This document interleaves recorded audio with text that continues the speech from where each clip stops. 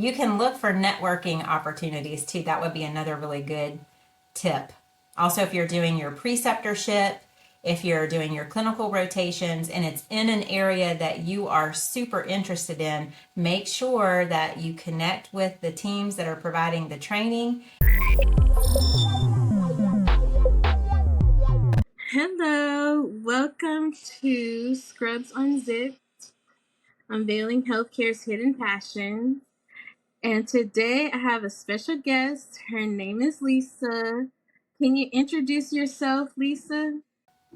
Hey y'all, I'm Lisa Gregory. I live in South Carolina and I work as a healthcare recruiter. It's so great to be here on my very first podcast. Oh my goodness, the very first. Well, hopefully this is the best. Yes, it will be. I can tell. So, can you tell me a little bit about your experience working as a recruiter for healthcare? Yeah, I've been a recruiter for a whopping 20 some odd years. I think it's like 23. Let's not say the exact amount. And I started I started my career in IT recruiting and I did that for a little while and then I moved into healthcare and I have been in healthcare ever since and just love it so much. What do you love about it? I think there's hardly a position that you can shake a stick at in the hospital that I've not recruited for before in my career. Mhm. And I think it is, especially when you do more of the entry level roles and then you watch that person move into other roles as they grow and continue in their career. That's very rewarding because then you get to develop relationships and you watch people grow and have success, and that's really fun. And then on the other side of the coin, working specifically for a hospital system, and I've worked at a couple over my career, it's very rewarding to have a part in the community like that because the hospitals, impact the community so much and the care that the community receives. And so I really appreciate the opportunity to be part of what the community is getting as a result of the people that are being hired into the hospital. So that's another kind of thing that I really like since I can't be on the front lines in the patient care areas because I will tell you I'm not a fan of needles. And so since they don't need to have me, all squeamish somewhere, freaking the patient out, this is as close as I can get to help it in those kinds of scenarios. And so it's really rewarding.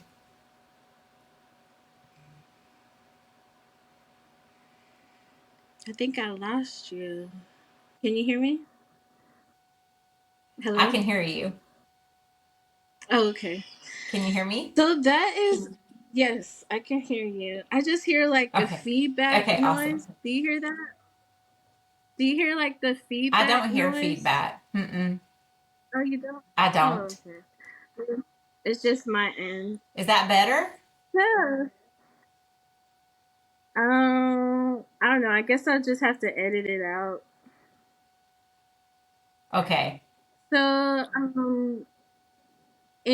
what is your passion? What do you do beside outside of your outside of your healthcare recruiting job? So I've had a very interesting last 12 months or so with a side hustle. Somehow I have ended up becoming a virtual missionary. And so back in October, it was really late December or October of 22 ish. Yeah, 22. So not even just coming up on a year.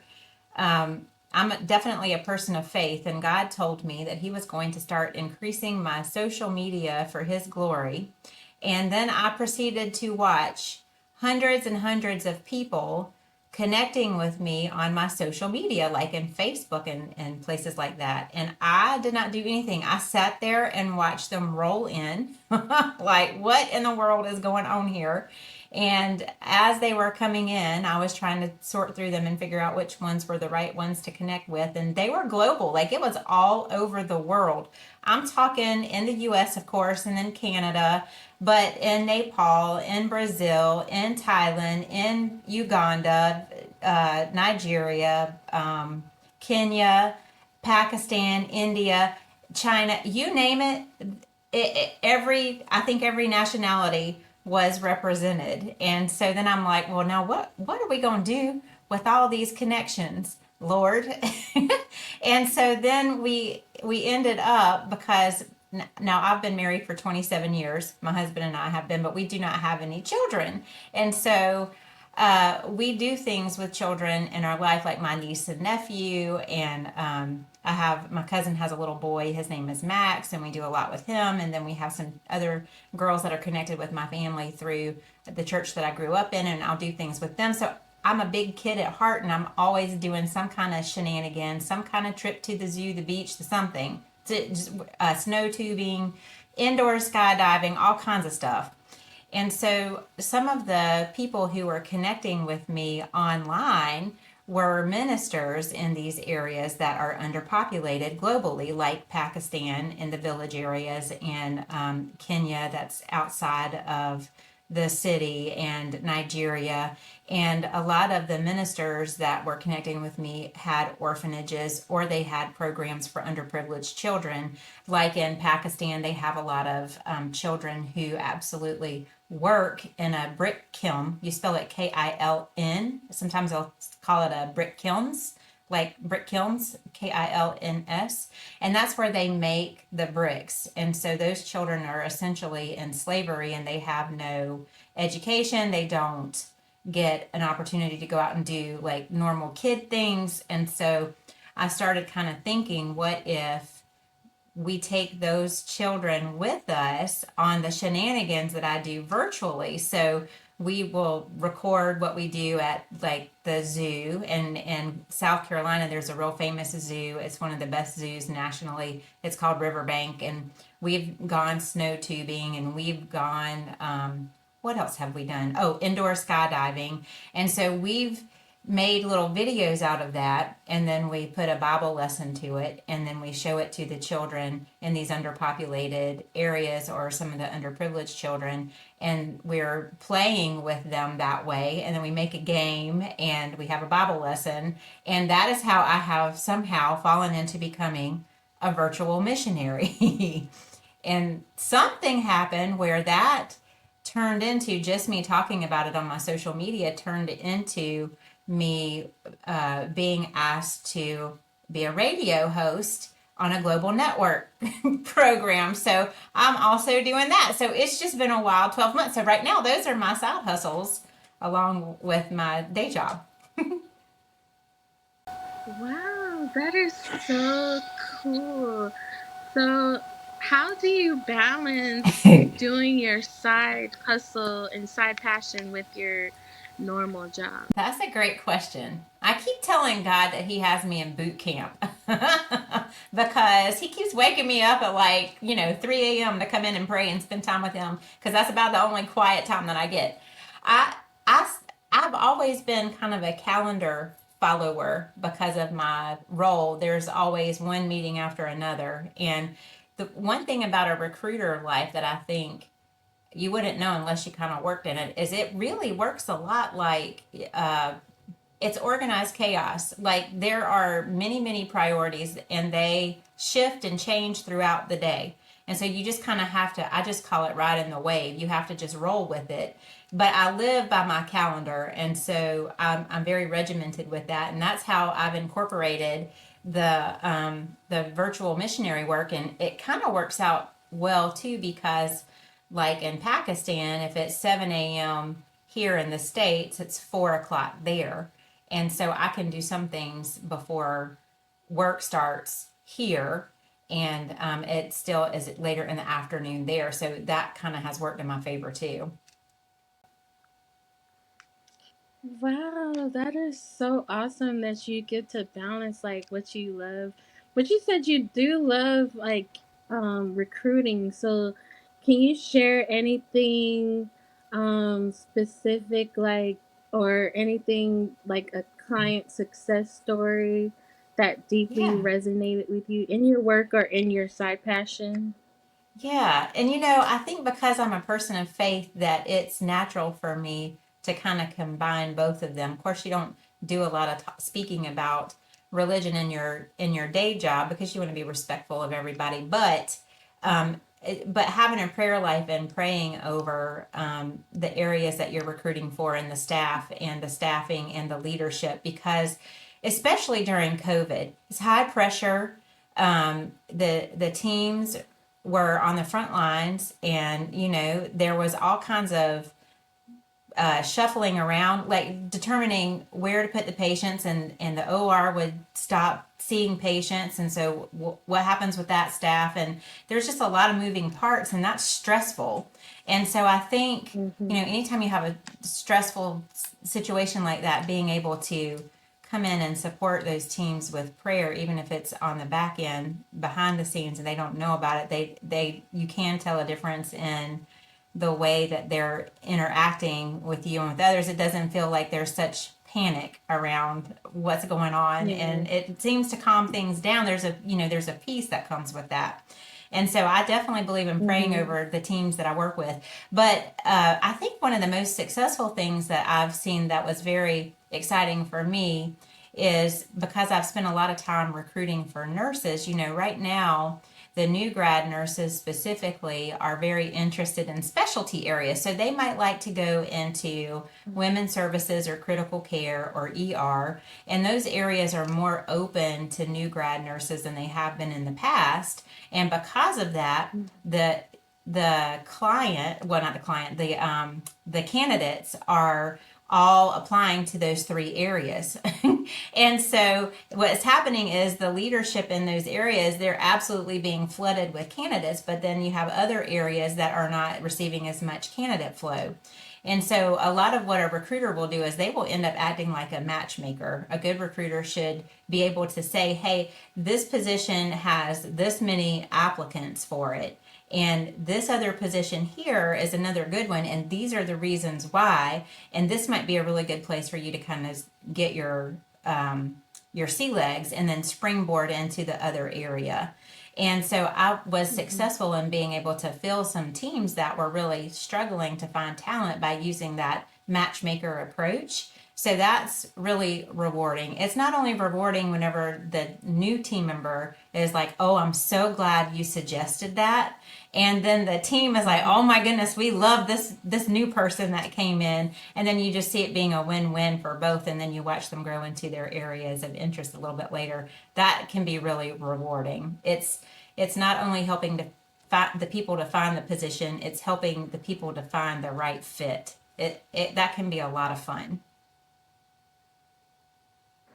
Okay, so you do long term matchmaking, like it's more like a permanent position. Yes, that's exactly right. I recruit directly for the Um, hospitals, directly for the hospital that I work with, and we bring the candidates in, and they're usually in their role for at least a good 6 to 12 months. It depends a little bit on the organization and what their policy is with regards to when they allow transferring. But yes, it's full time. It's full time matches mostly. Yes. okay. So, what advice would you give, like, in a new grad who's looking for a, a new job or a new hospital home? Like, what tips could you give them? Yes. A new grad, those are my favorite. That's my favorite demographic to work with. It's so fun because new grads are like bright, shiny pennies. They're so much fun to work with. I would say that, I think like for myself, whenever I started in recruiting, I started in IT recruiting, and I thought I was going to be in IT recruiting until the cows came home. Like I thought I was going to be in IT Mhm. recruiting for my entire career, but I ended up taking a turn, and I started in healthcare, and I just loved it so much. And I'm so glad that I took the turn. So my first advice would be to be open to the turns, trying things out and seeing. There are so many people that I've talked to over my career that thought they were going to be, you know, a, an OB nurse, but they or an L&D nurse, but they ended up taking a first job in the ER or in cardiac, and they absolutely loved it, and it was like a duck in the water kind of thing. So I think trying and being open to things is very, very helpful. The other thing that I think that I would encourage new grads to do is to practice interviewing. Get somebody that you can practice with who can ask you what's referred to as open-ended interview questions. So questions that are not responded to with a yes or no. Something that requires you to explain a story or a situation or a scenario, and use good eye contact and get your elevator speech down, why you want this job, why you would be a good match for it, and make good eye contact, and then be a graceful loser if you don't get the position. Not everybody can get a position in labor and delivery as a new grad because of the extreme amount of competition. I mean, for one position, you really might see 50 or more applicants for that one position. So when it is so incredibly competitive like that, it not everybody can get the yes. And so knowing how to say thank you gracefully in that situation can really help you to stay in a recruiter's mind or in a leader's mind when there are future opportunities. Just because you get a no now doesn't mean that you'll have a no in the future. It's in building that relationship and holding on to those contacts and trying again a little bit later. That's a smart approach. That's really a networking approach.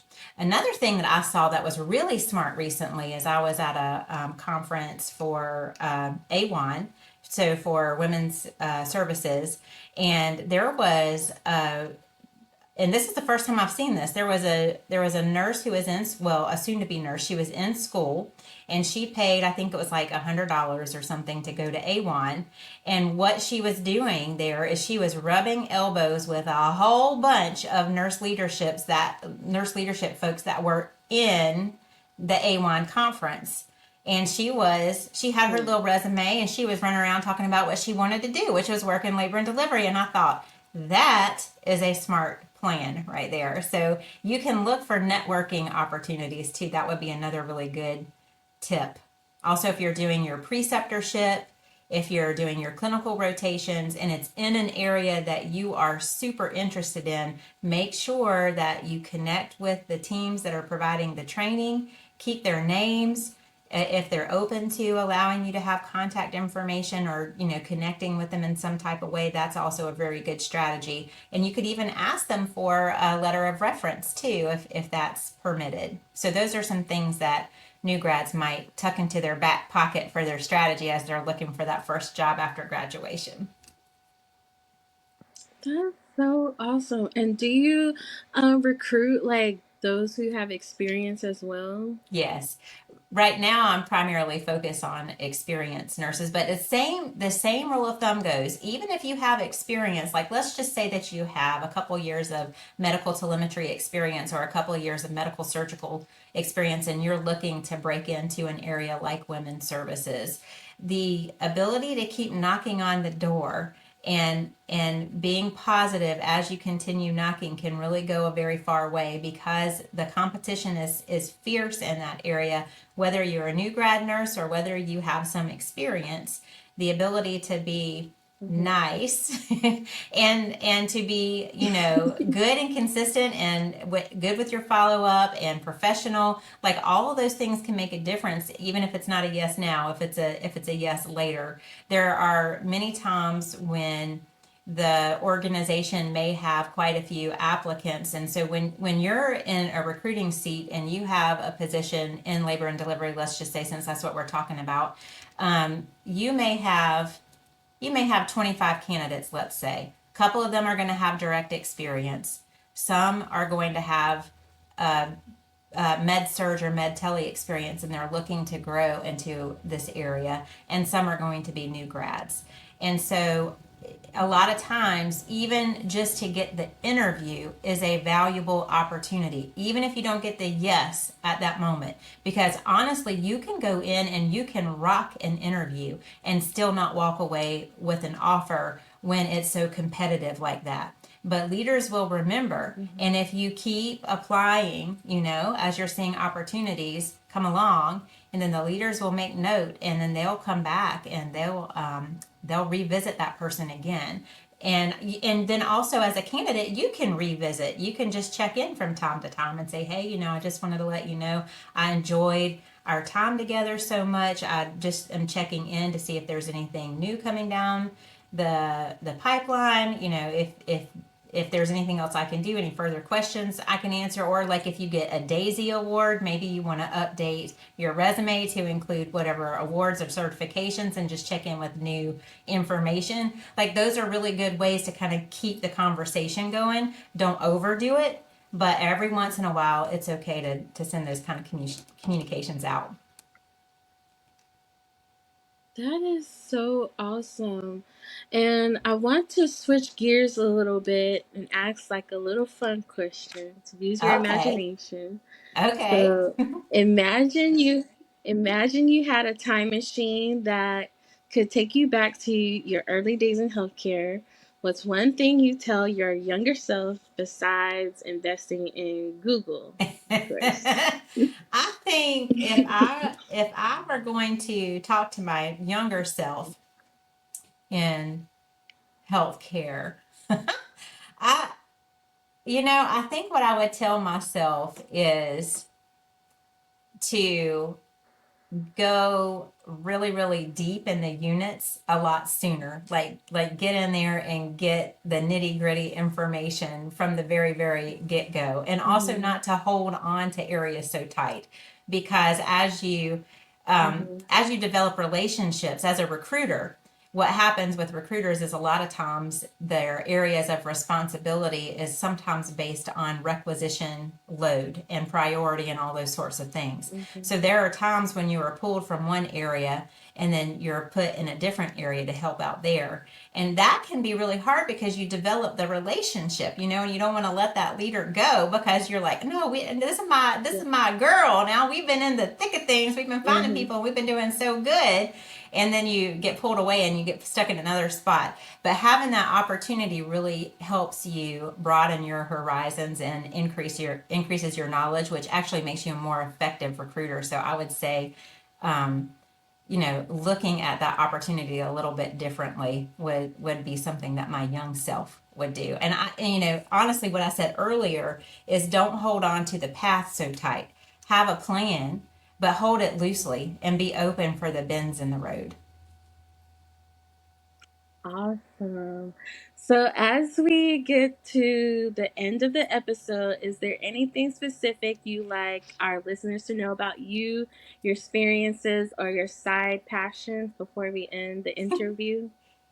Yes, and it's gone so fast. Oh my goodness. Yes, I think that what I would tell you, this is this is about my side hustle now, okay? I think Okay. that I probably could have started doing this a little bit earlier. And just because you cannot go overseas physically, maybe you just, don't have I call the passport a passaporte. If you don't have a passaporte, you can go, on the internet and you can go through Facebook Messenger, you can do Facebook Live. There are all kinds of opportunities to help in your community or globally the underprivileged if you just start reaching out and looking for those opportunities and don't put yourself in a box. Make sure that you think outside of the box. Yeah, that is so great because sometimes we just get focused in our own lives that we don't take a chance to look at all the other people around us who need our help. So, I think that is a very good advice. Yes, yes. And it feels so good too. It's very fulfilling to see the smiles on the children's faces. They're learning and getting to do new things, and then, it gives you an opportunity to help, because there have been times when we've provided clothing to children who absolutely have no clothes. I mean, seriously, no Mm. clothes. And there was one little baby child in Pakistan who was not really, I think she had on like a pair of shorts, but it was cold at that time of year. And that's what she had. So that's what she was wearing. She was wearing what she had. And so we were able to go in and help give that baby child clothing. And so there are just all kinds of opportunities out there, whether it's stateside or global, to do for others. Yeah, that is so awesome. Well, thank you, Lisa, so much for taking the time to join my podcast. And is there any way like my audience can reach out to you, and if they want to learn more about what you're doing on your side passion? Yeah, yes, absolutely. You can find me easily. Probably the easiest way to find me would be on Facebook. If you type in Lisa Gregory in Spartanburg, South Carolina, I should pop up. And then you'll be able to see some of the fun side hustle-y stuff that we're doing.